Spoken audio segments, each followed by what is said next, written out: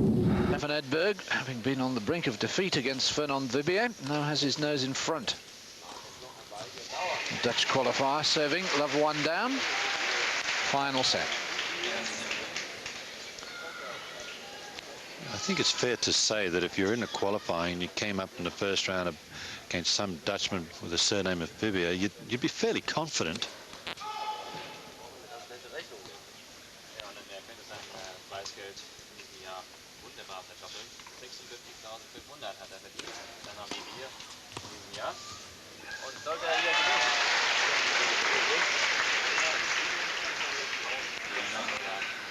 Playing against Wibier in the qualifying, you'd be having less pressure on you than Edberg is at this moment.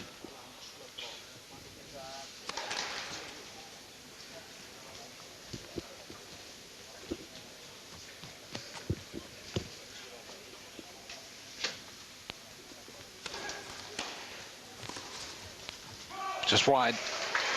Well, the man who actually played Wibier in the first round of qualifying was Hikam Arazi of Morocco. He went down in straight sets, as did Michael Tebbit of Australia in the second round of qualifying, as did Jan Kroslak of Slovakia in the third round of qualifying. Well, Michael Tebbit from Australia is a pretty good tennis player and beaten Medvedev, so you know he can play. Again, inches wide. And now then, glorious opportunity for Edberg to move up 2-love in the final set. This certainly is Sacha Distel. He'll be doing a little interview for French television.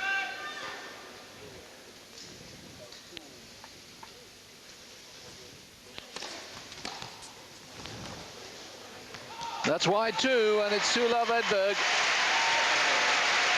And maybe at last the shackles have been broken, and Edberg beginning to play with some degree of freedom.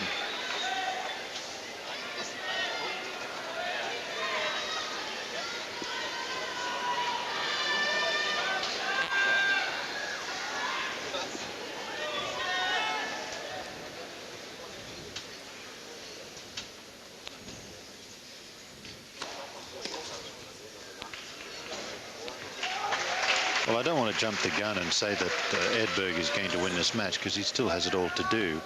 But I really have to now, having seen 2 sets, wonder why Wibier is 211 in the world.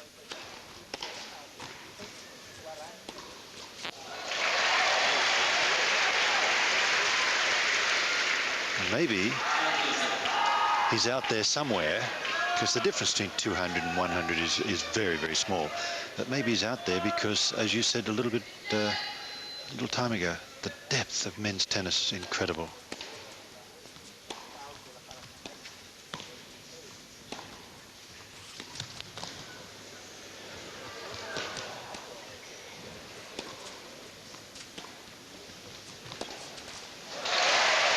Missed his chance there, Wibier, by not coming in behind a lovely lob.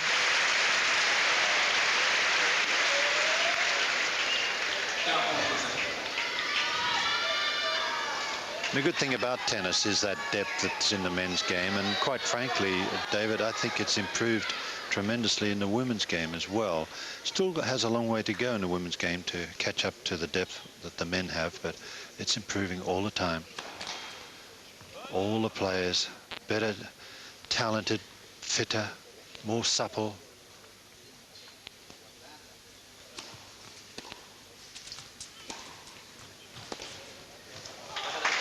Love service game for Edberg, and now he's won 5 successive games, and things are looking a lot sweeter for the Swede than they were half an hour ago. 3-love Edberg, final set.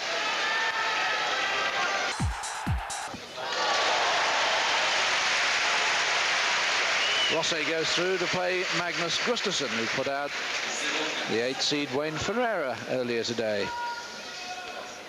Well, he hasn't tried the drop volley, half volley. Didn't work. Oh, beautiful. Yes, it's a different Edberg now.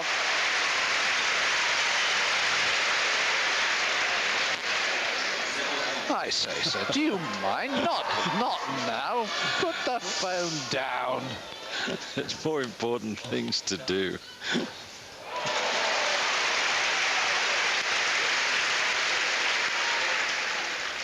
Because he might be calling the place where they buy the tickets to buy for tomorrow to see Stefan again tomorrow.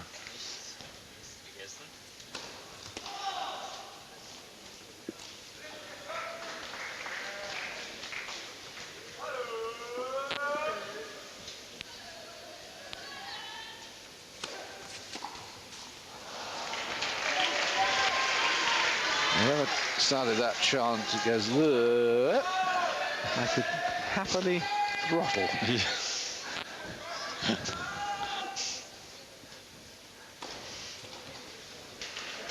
Well, this is good stuff from Wibier, because as Bob Hewitt was saying a few minutes ago, it would have been so easy to lie down and say, well, I've had a great week and very nearly I'll settle for that. But that's a good game for the Dutchman, because he was love 30 down and 4 love down in the final set. You are almost dead and buried.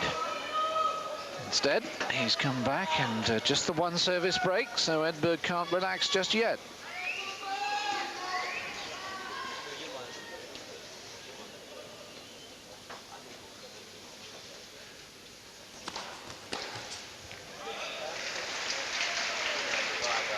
What he mustn't do now is, going from the winning position to a losing position, start to force, try to hit the ball too hard. He tried to do that on that return of serve.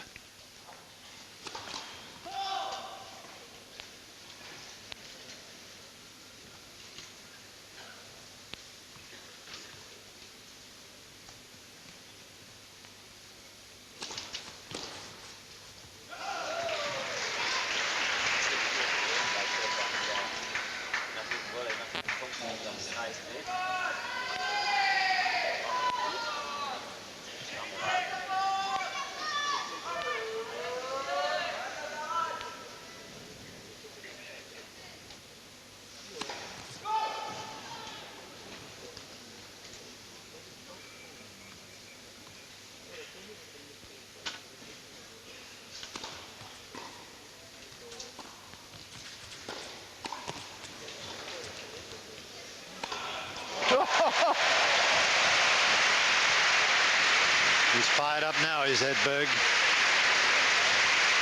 It wasn't much of a volley, because it went straight back to his opponent, who came up with a great lob. And even though the smash was more up the middle than wide, it was good enough to win. But what athletic ability that Edberg still has. Yes, I think he felt that one, the groan as he hit it. That certainly stretched the back.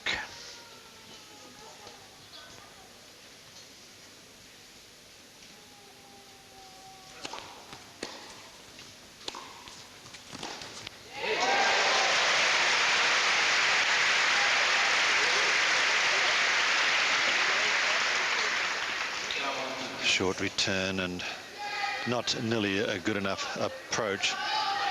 But it was a lovely forehand pass, and look how well he hits through the ball. Takes it within his own range. He doesn't try to force it.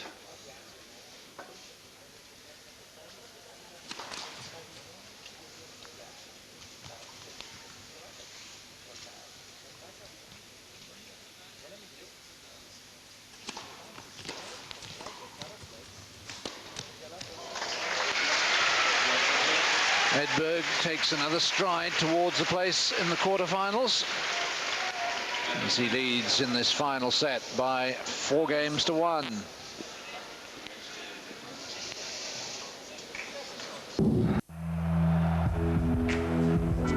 Back live to the Paris Open with Café de Colombia.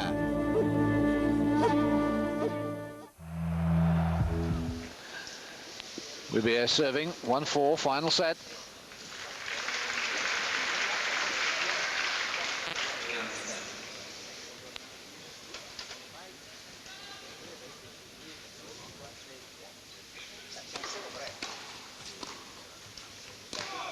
Oh, no.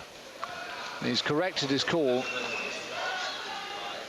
And that's going to be a let. That's a difficult one for Carlos Ramos. He had to make a judgment call as to whether Edberg was interfered with by the call.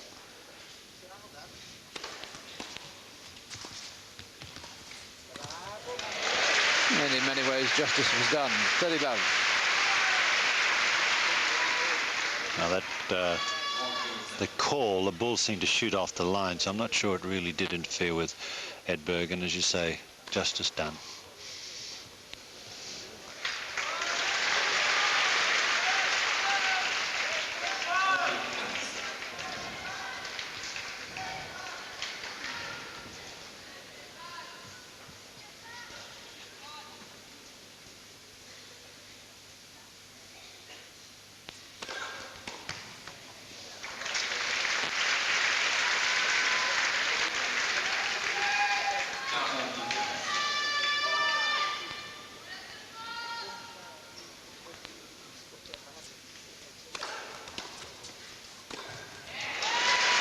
Another good game for wibier. And again, he's just niggling away. He's not allowing Edberg to relax at all. He's going to make the Swede really work for the win, which is far from secure and far from certain. 4-2.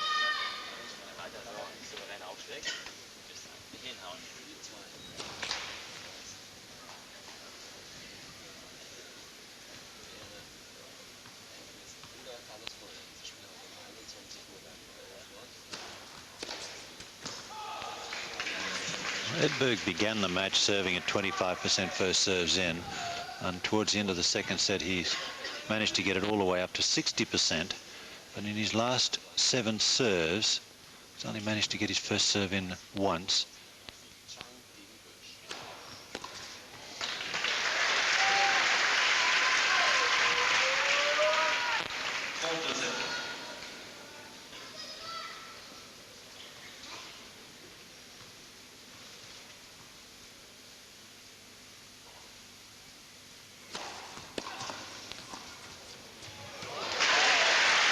It does make such a difference. 2 first serves in, 2 comparatively comfortable points.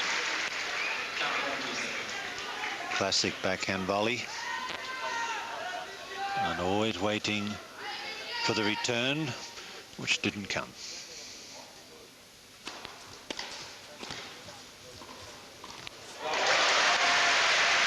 Well, you can see it in the way Edberg is just moving around the court now. So much more relaxed, so much more confident. And he leads by 5 games to 2 in the final set.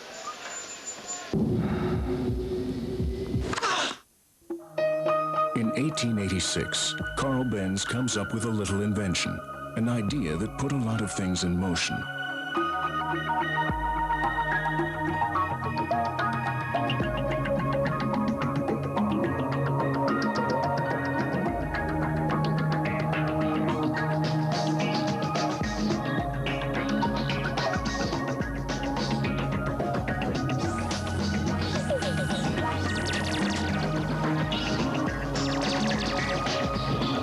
In 1997, Mercedes-Benz is coming up with another little invention, the A-Class.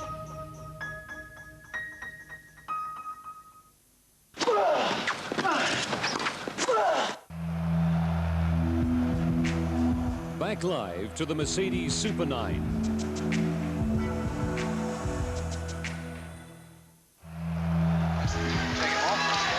Just a replay there of Stefan Edberg finishing off the last point of the last game, and wibier about to serve 2-5 down in the 3rd set.